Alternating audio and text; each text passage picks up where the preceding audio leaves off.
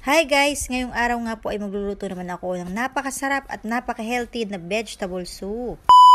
Ito na yung mga sangkap na ginamit ko guys. Meron ako ditong isang lata ng Argentina beef loaf, isang carrots, isang patatas, corn at saka isang pirasong sibuyas. I-open ko muna dito yung aking gagamiting beef loaf, pagkatapos ay ito hihiwain ko ng cubes na maliliit.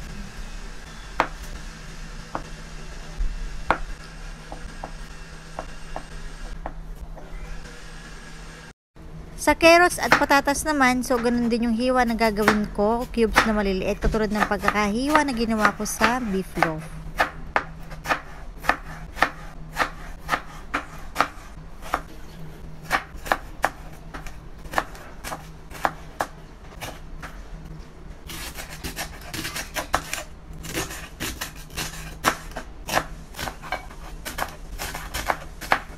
And hihiwain ko na rin itong sibuyas ng may nipis at gagamit nga rin po pala ako dito ng dahon ng sibuyas. So maliliit lang din yung pagkaka-slice ko dito.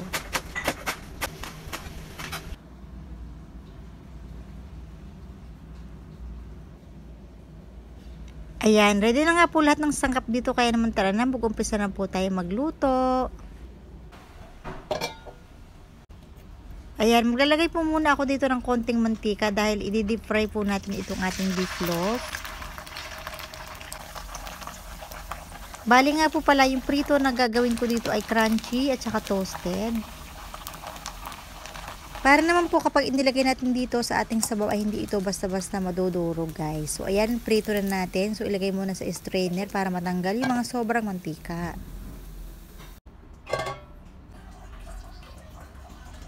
Sa isang kaserola nga ay naglagay ako dito ng mainit na tubig na para hindi na ako mag-aantay ng matagal.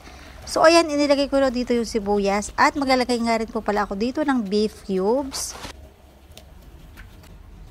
Ayan, so papakuluan ko lang ito ng mga 1 minuto at lalagyan ko ito ng takip para mas mag-aroma yung sibuyas. Maglalagay nga rin pala ako dito ng kalahating tasa ng tubig na may cornstarch para yung sabaw natin ay mas malapot. So ayan, haluin muna natin ito para hindi magbuo-buo. And isa-isa na natin dito ilalagay mga gulay.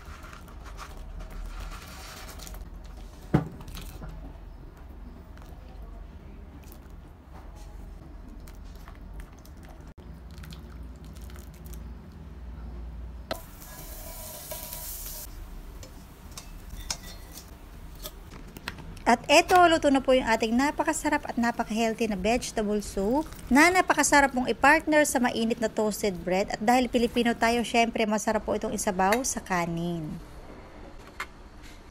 Sobrang sarap po talaga nito guys, na kahit sino po talaga ay magugustuhan ito, kaya naman i-try nyo na rin po.